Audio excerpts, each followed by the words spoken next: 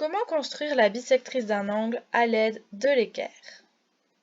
Ici, nous avons tracé un angle AOB au préalable et nous souhaitons construire sa bisectrice.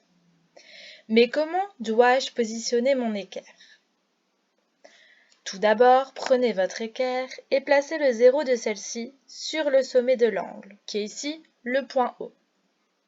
Ensuite, vous pouvez observer qu'il existe deux graduations différentes. Des graduations qui vont dans l'ordre croissante, comme ceci, et d'autres qui vont dans l'ordre décroissante, comme cela.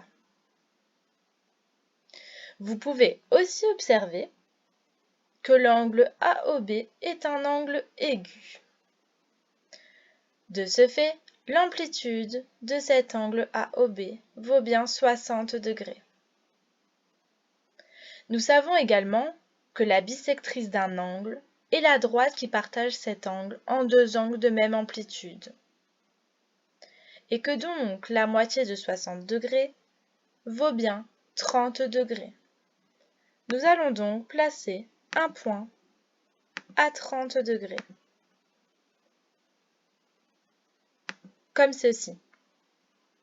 Ensuite, un point se note par une lettre majuscule.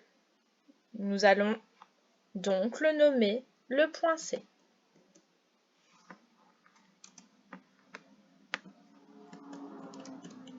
Comme ceci. Ensuite, nous allons tracer la droite qui passe par le sommet de l'angle, le point O, et qui passe aussi par le point C. Nous allons donc positionner notre équerre de sorte à tracer cette droite.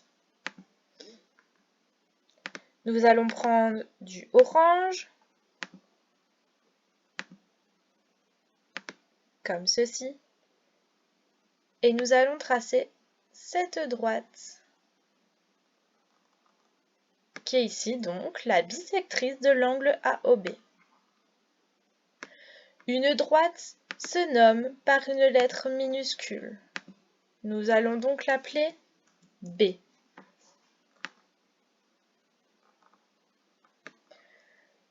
B est donc la bisectrice de l'angle AOB. Vous pouvez remarquer que tracer la bisectrice d'un angle à l'aide de l'équerre n'est pas toujours précis. De ce fait, nous allons voir comment construire la bisectrice d'un angle à l'aide du compas.